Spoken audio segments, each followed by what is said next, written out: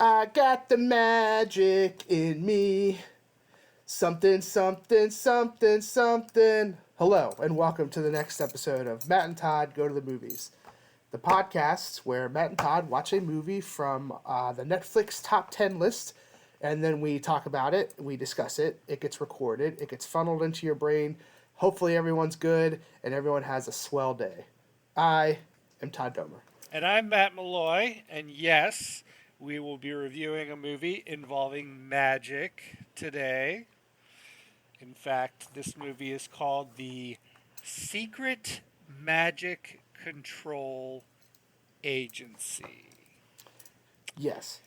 This movie is an animated feature film, a family film, and you can watch it on Netflix.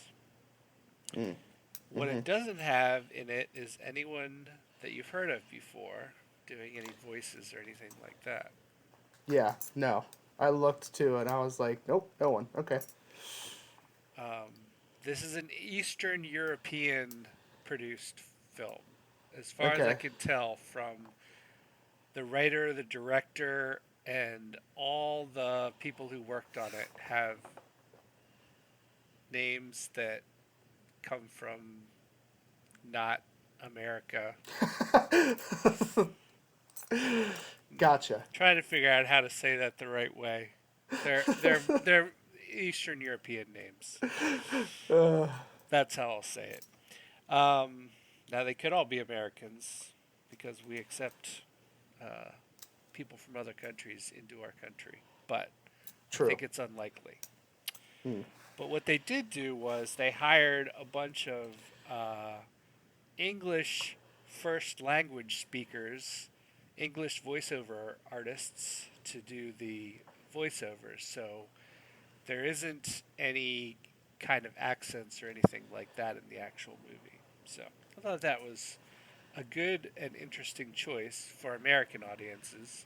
Maybe not for Eastern European audiences, but you know, we're in America, not Eastern Europe. Yeah, I don't care what they have to say. All right. Wow. So, nobody famous in it. What's this movie about? Well, this movie is about a brother and a sister called Hansel and Gretel. Hansel and Gretel? Yes. Hansel and Gretel are grown-ups in this movie, and Gretel works at the Secret Magic Control Agency.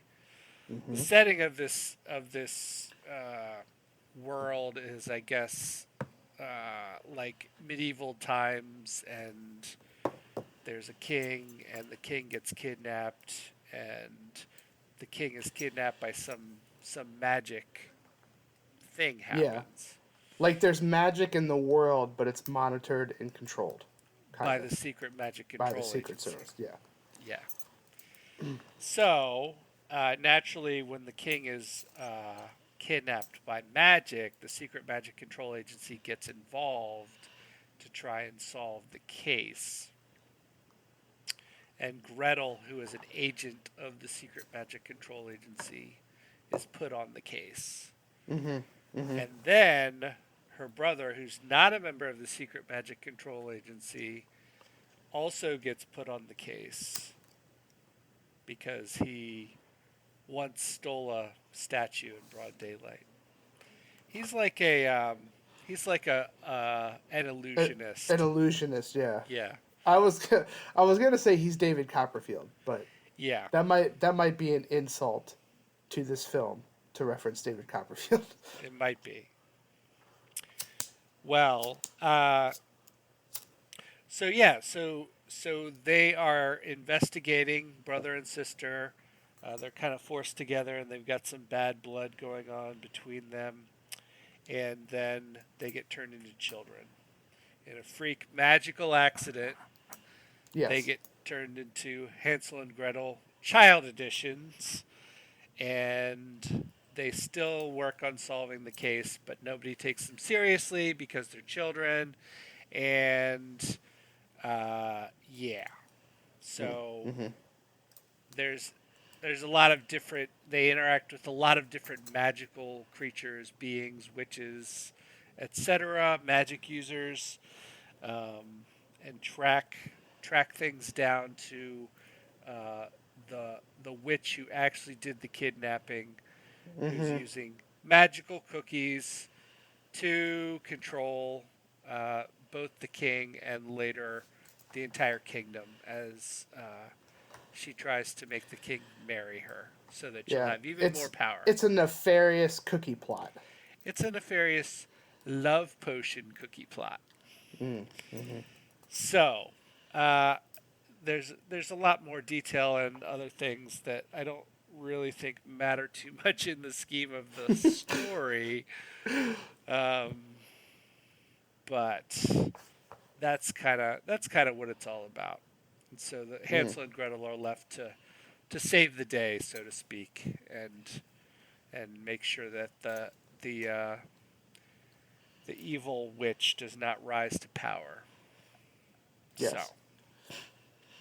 so there you have it, Todd. What did Mm-hmm. you think of this children's film, family film, Well, perhaps? yeah. Uh, if you are noticing some lack of energy when I talk about this film, it's because I didn't like it. I felt it was incredibly boring. Like, and I really wasn't a fan.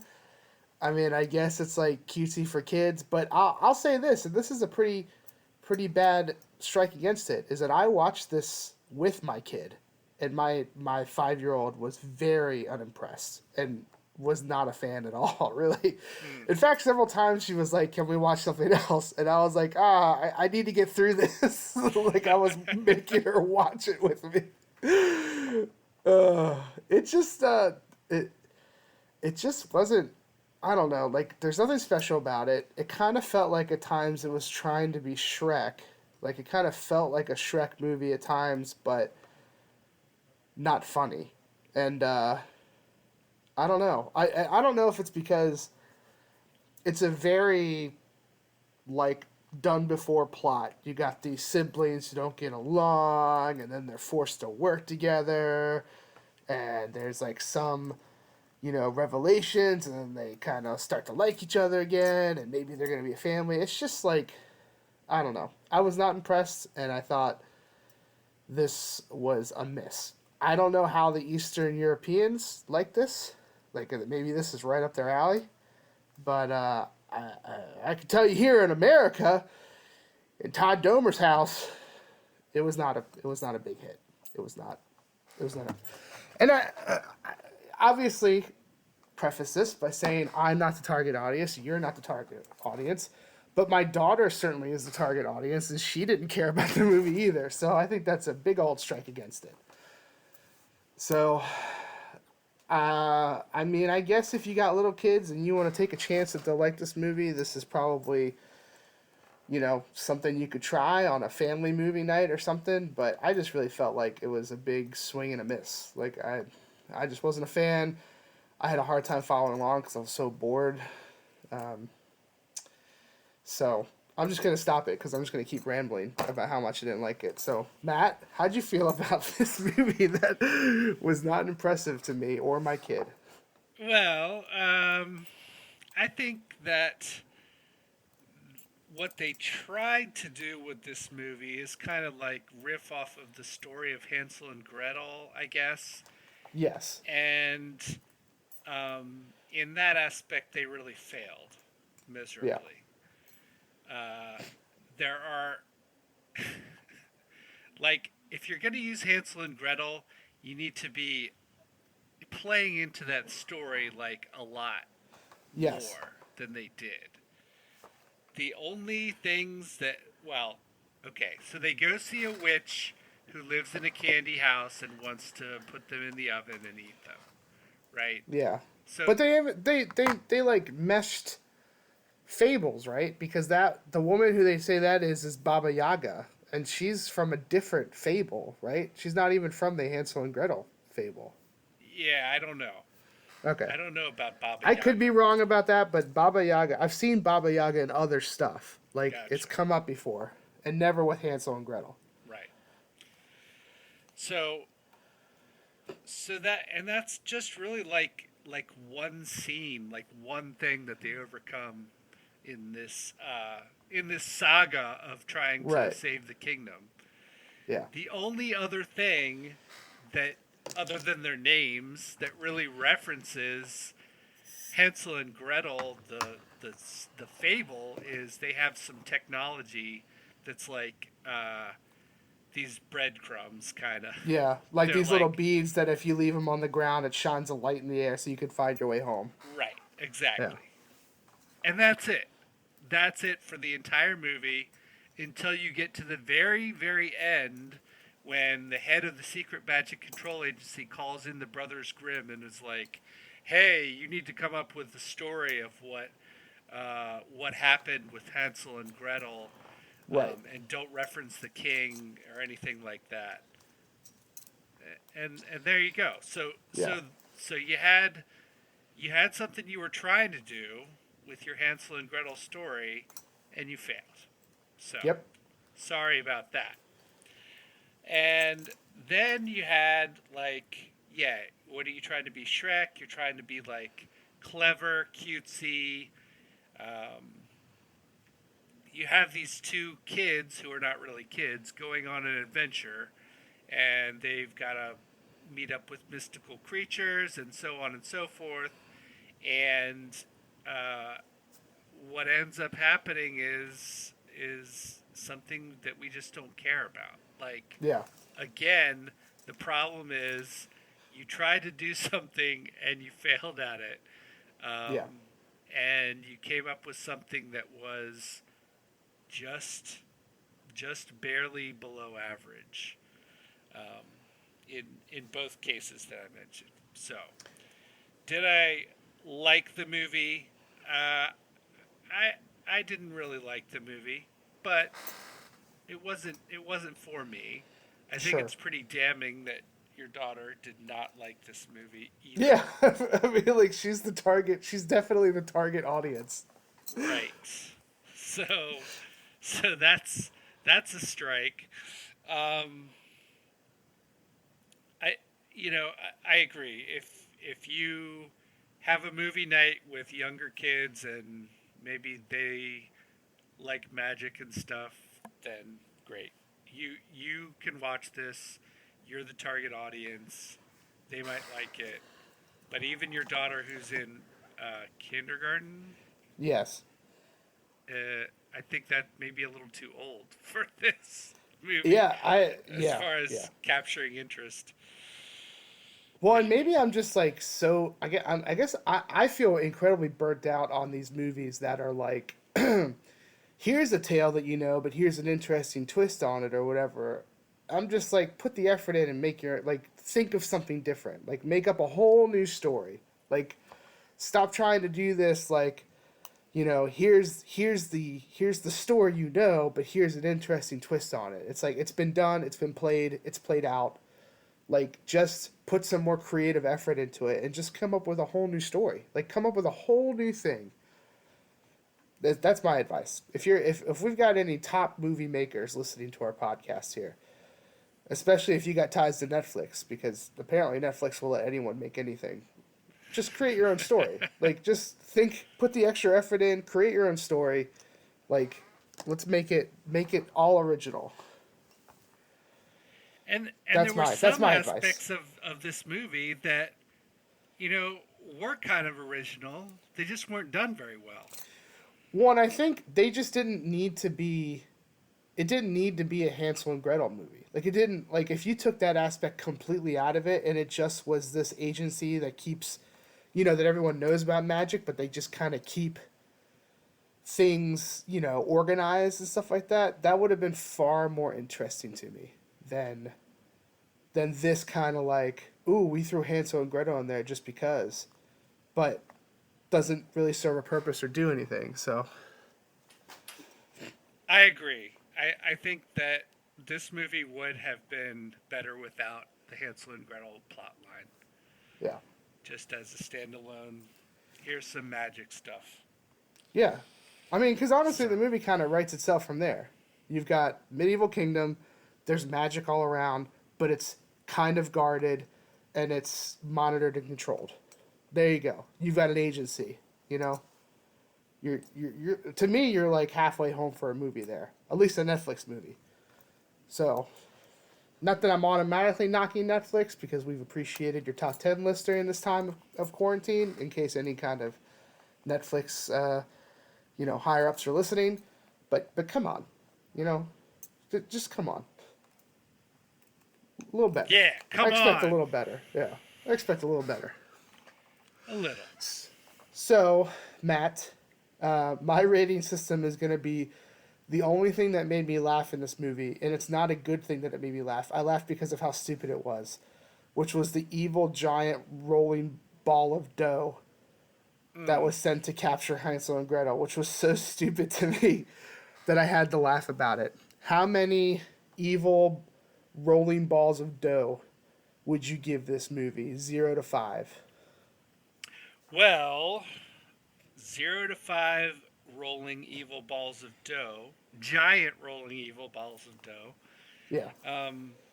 I this wasn't very good, but it was almost average. So I'm gonna give it 2 giant rolling evil balls of dough out of 5. And yes, caveat, it's not for me, but I don't really know who it is for, unless it's someone who really just doesn't care about anything other than there might be some magic going on. Sure. Mm-hmm. So that's what I say. Well, you are definitely nicer than me in your rating. I am going to give it like a 1.5. And I think I could have agreed with you, like, and been a little bit higher and be like, all right, whatever, kind of average. It's not that good, but I'm not the target audience. But having watched the movie with the target audience, Yeah. and her feeling the same way as me, as in like, when is this gonna be over? Is this supposed to be funny? Like, raising those concerns, like I would, like I'm raising. Is then this I think supposed that to be funny? Yeah. then that's a big knock against it. So I'm gonna do like 1.5. There's probably some nice family where the dad's not so cynical that they can sit around the fire and watch this movie, and it's a nice family movie night. I'm sure that family exists someplace. It's just not here, and it's not me. Right on. Well, So, that's going to leave us at a 1.75 out of 5 giant rolling evil balls of dough. It's not a good rating at all, and no. I think probably with very few exceptions, you should skip this movie and do something else with your time. Mm-hmm. So, Agreed. there you have it. Secret Magic Control Agency, in a nutshell, reviewed for you. So, before we wrap up, Todd, I will reveal our next movie that we will be reviewing. Still on Netflix for a little while longer. A little while longer. Interesting. So it's leaving Netflix? No. I'm saying Oh. we are still reviewing. Oh, movies we from are. Netflix. Okay, I thought you said the. I thought you were saying the movie's going to be on. I was like, oh, interesting. Yes. True. So, this movie is called Concrete Cowboy. Oh, I've seen the trailer for this. Yeah. So, this is apparently about cowboys who live in cities. Yes.